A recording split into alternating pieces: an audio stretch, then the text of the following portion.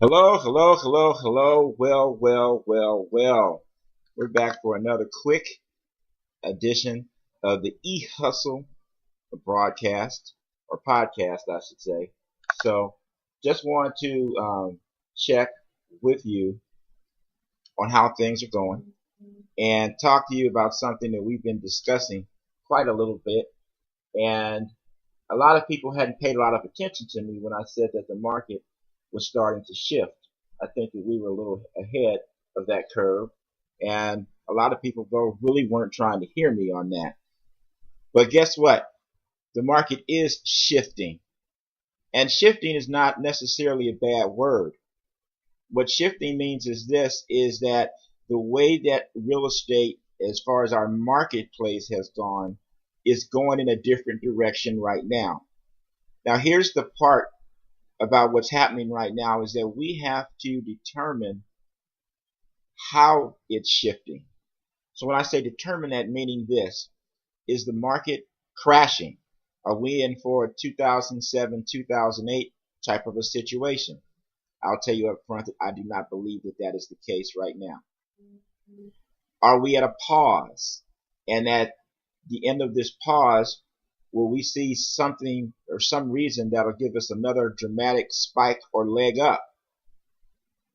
I don't really feel that's the case either right now, and I will discuss with you my reasons why of that, whether they're true or not. And what I would suggest is that if you are in the marketplace, been thinking about getting in the marketplace, and here's a couple of things that you should think about on both a buying and a selling side that might help you navigate a little bit better through the current real estate environment. So let's talk a little bit about what is happening. So in areas that I service, what I'm seeing is this. I'm seeing that our inventory had been really low meaning homes for sale, and the interest rates had also been historically low for such a long time. Now they're still low, but they're higher than what they were. We'll discuss that in a moment. But what has started to change is you're starting to see more homes stay on the market a little bit longer than they were, say, earlier in this year. And what that has and allows happen is that it allows there to be a little bit more inventory because you have additional homes coming on the market, and the ones that were on the market hadn't sold yet. See, what happens is that the properties we were getting on the market and were selling so quickly, multiple offers, whatever the case may be, and was happening so fast that if your home hadn't sold in a week or 2 weeks and you didn't get multiple offers on it, and what's the realtor doing? What's the problem? All the homes are selling. Why isn't mine selling? When the truth of the matter is, no matter what's going on in the market, all of the homes never sell all of the time. But here's what we were experiencing. We were experiencing that if you put your home on the market and you priced it somewhere within the ballpark of what the last sale was, even if it was a little bit higher, there was a good possibility that you would not only get an offer for that price, but you may get something for a little bit more money. That was happening. That still happens in some cases, but here's also what you're noticing. You're noticing that if homes have been on the market a little bit longer, and a little bit longer in this market is 2 to 3, 4 weeks. 2, 3, 4 weeks and people panic. So what happens? What happens is you're now starting to see people reduce their prices. You're seeing people reduce their prices because they had them priced too high to begin with. Not even necessarily too high for this market, but they kept pricing them higher than what the comps were showing, and they were getting it. What we're seeing right now is that's not happening as often. So when you reduce your price a little bit, then your neighbor that's also on the market, or the person that's coming on the market next, guess what they need to do? They now need to price their home accordingly. So see, when we're pricing homes right now, we're not only going by sold data. We're going by what's active on the market, how long it's taking them to sell, and what is pending. And what is pending, what we're looking for is were there price reductions, or was the pending list price lower than what you're thinking about pricing your home at now, or what your home is currently priced at if it's on the market. When the market begins to shift, these two things are as important, if not more important, than the idea of just sold properties. And the reason that that is the case is because the sold properties are going to show old data. They're going to show old data from previous times. 30 days, 60 days, whatever the case may be. It's going to be a previous time. So, that being said, that data is not necessarily the main data you need to use in pricing your home now. In addition to that, you also get to a point to what's also happening is that interest rates are rising. So when interest rates rise, what does that do? Well, for the buyer, you now afford less home.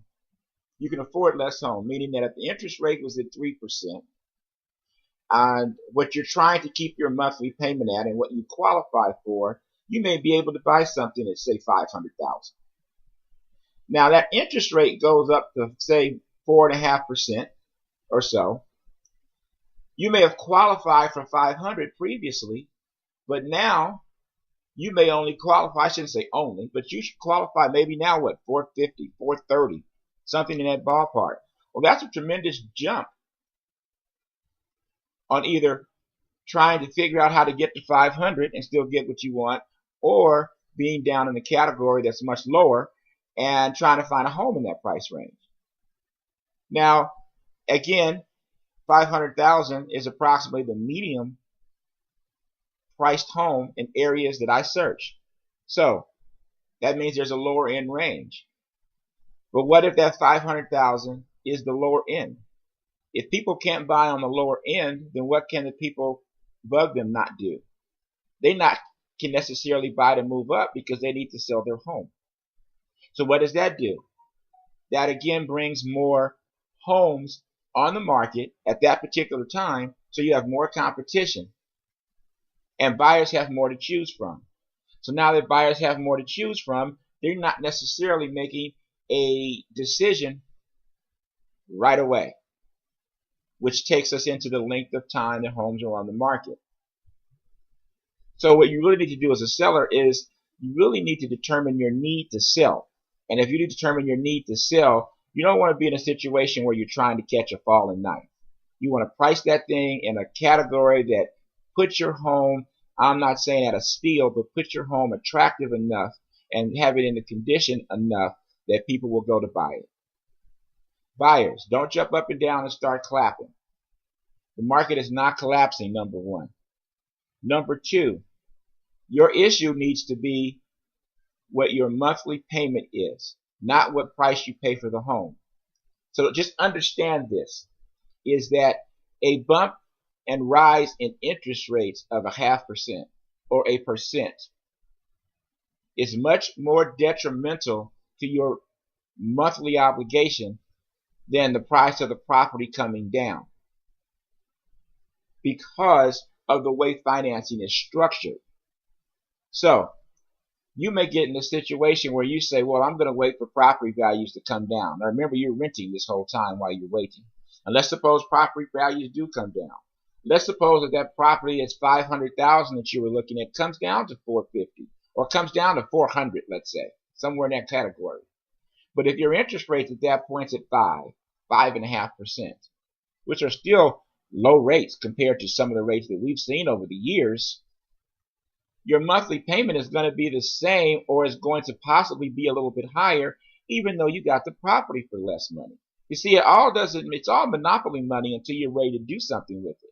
You want to get into something that you can afford, that's comfortable for you, that fits your monthly budget, so you can stay in it no matter what happens if the market goes up, if the market goes down. If the market goes up, then obviously you have options where you can sell it. You can pull money out of it. There's things you can do, right? But also, if the market goes down and you're living in the house and you don't need to move, who cares?